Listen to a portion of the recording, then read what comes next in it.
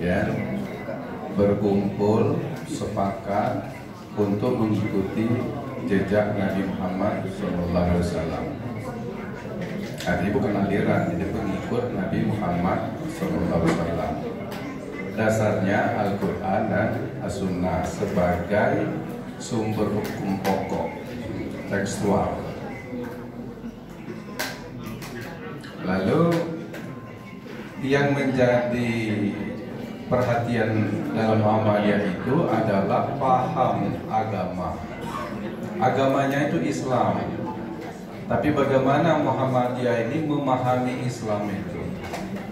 Islam dipahami banyak. Di antaranya ada ulama terdahulu sudah memberikan pandangan atau pahamnya, sehingga diikuti oleh murid-muridnya, maka dia menjadi mazhab.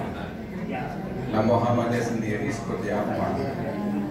Jadi Muhammadiyah bukan mazhab, tapi justru dia adalah menghargai pendapat para mazhab.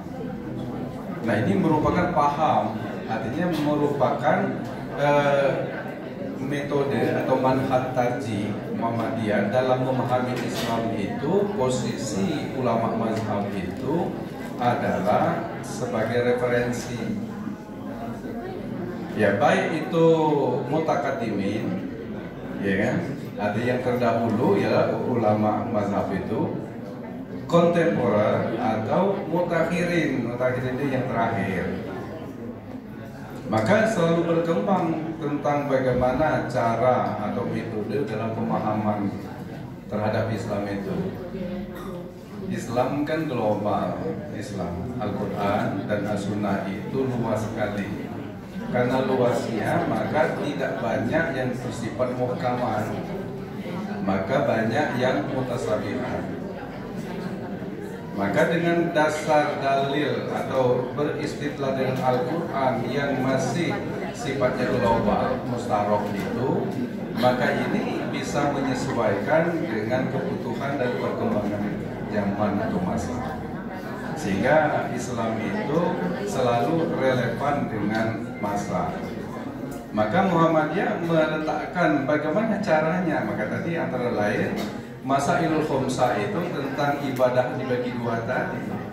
Khusus untuk ibadah khosoh atau ibadah makhluk, maka ini tidak boleh berkembang, justru harus kembali ke awal. Artinya kita itu melakukan tajrid, pemurnian. Apa yang sudah terkala itu paham atau ajaran-ajaran dalam masyarakat itu berkembang, mempengaruhi tentang akidah dan ibadah, rukun iman dan rukun Islam, maka ini harus disaring, difilter.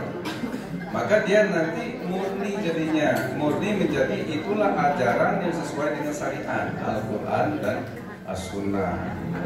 Nah, ini maksud Muhammadiyah. Sementara dalam manhaj itu memetakan bahwa selain daripada hablum minallah, maka itu persoalan muamalah duniawiyah, Muhammadiyah harus mengikuti perkembangan. Nah, ini manhaj ini artinya bukan aliran, tapi metode dalam memahami. Maka dikatakan paham agama dalam Muhammadiyah, ini metodenya itu manhaj tarjih. Maka apa yang sudah terjadi pada zaman dahulu bisa artinya dijadikan sebagai patokan dan memformulasi dengan perkembangan, dengan sesuai artinya yang dipahami oleh Muhammadiyah. Tadi dikatakan kalau ibadah yang mahdoh divisi itu, maka al-aslu fil ibadah qudrah. Nah, ini yang kerangkanya kan gitu. Hukum asal ibadah itu tidak sah batal. Hatta yadulat dalil kalau hingga ada dalil yang menunjukkan perintah. Nah, itu hadisnya dibacakan oleh moderator tadi, ya. Man amil amalan laisa alaihi min amrina fahuwa raddun. Siapa yang melakukan sesuatu amal, suatu ibadah, tidak ada perintah, tidak ada contoh, maka tertolak.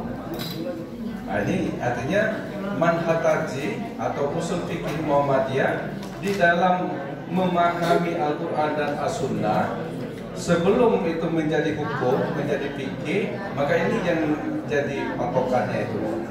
Maka manhaj tadi itu tepat doman, seperangkat pedoman yang dipegang oleh ulama tarjih di dalam melakukan ijtihad. Maka ijtihadnya tadi, keputusannya itulah dikatakan fatwa atau di kumpulan putusan itu menjadi fikih Muhammadiyah.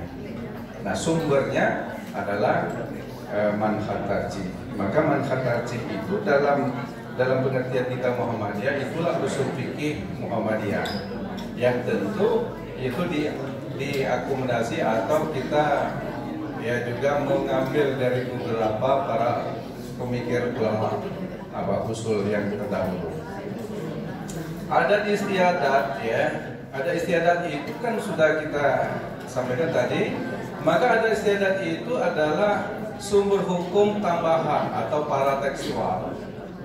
Nah, paratekstual ini bisa digunakan itu sepanjang tidak ada keterangan Al-Quran dan hadis. Maka itu dipandang pada maslahah mursalah. Masalah musalah itu ada sesuatu yang dianggap baik tetapi tidak ada dalil. Maka adat bisa, tapi adat tidak boleh berbenturan dengan nas Al-Quran dan hadis. Nas itu adalah tekstual tadi. Jadi persoalan adat istiadat maka ada ranahnya itu adalah ranah muamalah duniawiyah. Tidak boleh ranah lita'abudi. Tidak boleh artinya mengenai tauhid dan penyembahan kita kepada Allah SWT. Jangan menyangkut masalah rukun iman dan rukun Islam. Nah, ini tradisi umpama membakar kemenyan, nah, ini tidak boleh karena ini sudah menyangkut masalah akidah, musak, syirik. Nah, ini. Tapi tradisi seperti umpama kita bermasyarakat boleh dikembangkan. Tahlilan, bagaimana ini tradisi? Maka itu kalau tahlilan itu tidak 100% itu bertentangan, tidak. Tetapi ada kalau kita pilih-pilih itu bagian-bagian yang kemasyarakatannya itu dianjurkan. Umpama kalau kita bersilaturahim maka tidak ada. Tetapi ada hal-hal yang sifatnya lita'abudi, umpama mengirim Fatihah. Ya, mengirim Fatihah itu baca Fatihah dianjurkan baca Quran. Tetapi persoalan pahala yang dikirimkan ini tauhid rububiyah. Masuk tauhid. Karena pahala itu hak prerogatif Allah. Dosa pun hak prerogatif Allah. Jadi kalau seorang melakukan kebaikan, pahala dikasih oleh Allah. Kalau seseorang melakukan kejahatan, dosa dikasih Allah. Wa may ya'mal mithqala dzarratin khairan yarah. Wa may ya'mal mithqala dzarratin syarran yarah. Lalu kalau kita sudah baca Fatihah, pahalanya kan berarti Allah kasih kita. Mau ditransfer itu bukan wewenang kita. Itu makanya dikatakan itu perbuatan Allah.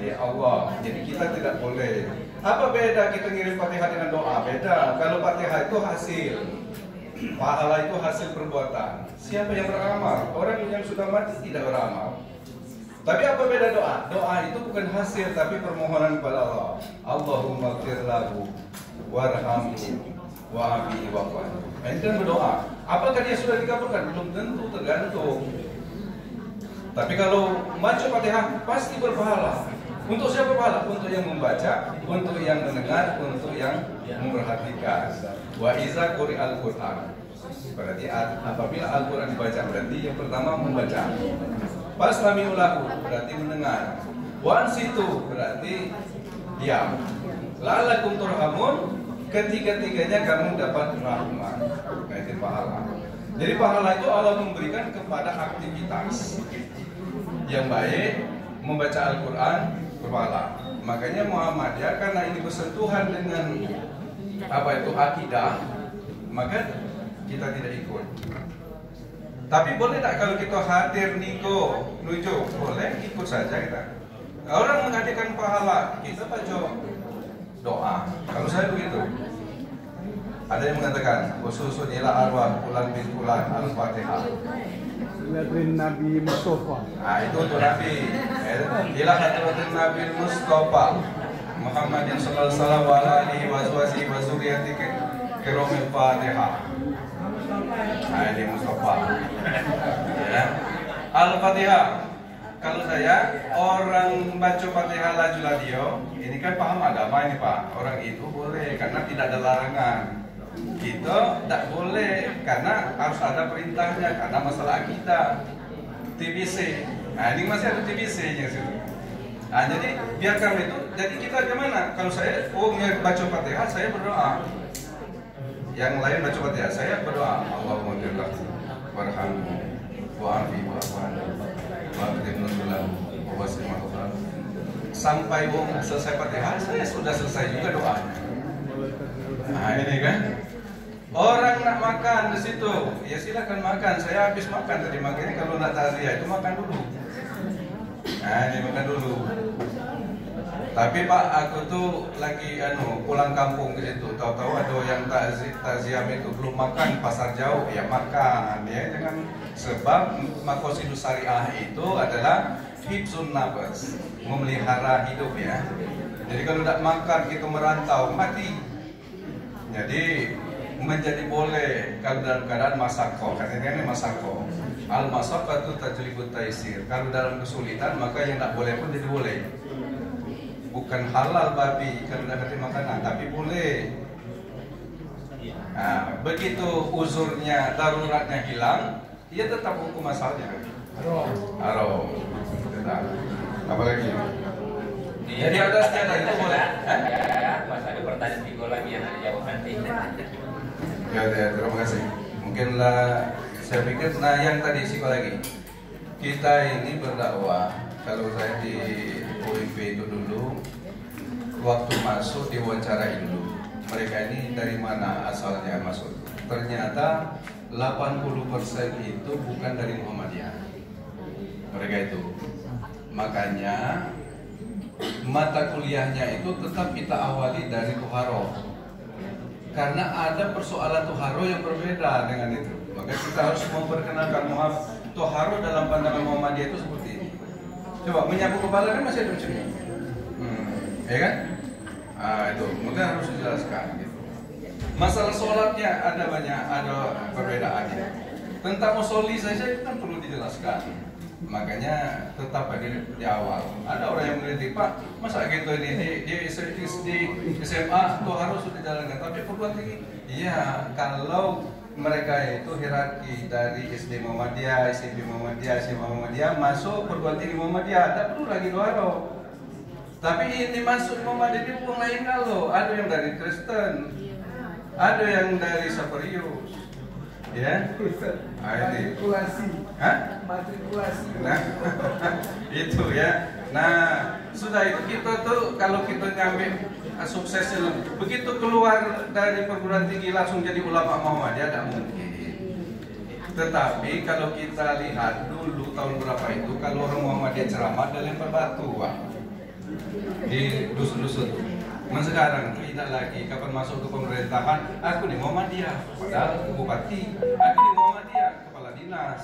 Ya, di dusun-dusun biar supaya gitu ceramah. Jadilah berarti dia itu artinya kita berdakwah tak kati lagi ya ceramah. Tapi kalau dia akan menjadi kader Muhammadiyah seperti kita ini banyak perhitungan Pak.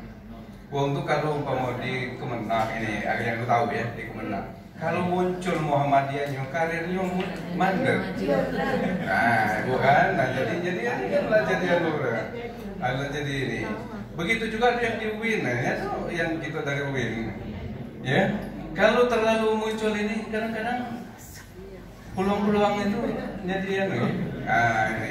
Makanya kawan-kawan di Tarji itu ada beberapa yang di Pak, aku izin Pak, tidak hadir, tapi doa kami tetap. Nah, itu mana? Dan yang lebih penting lagi, kita ini kurang kader. Kader apa? Kader perserikatan banyak. Tapi yang kader ruh Muhammadiyah, kader ulamanya kurang. Tapi kita jangan berkecil hati. Makanya pengajian-pengajian seperti ini terus kita lakukan. Wilayah ke daerah kakek langsung cabang-cabang. Cabang langsung ke akar rumput, ke ranting-ranting. Makanya dahlan lahir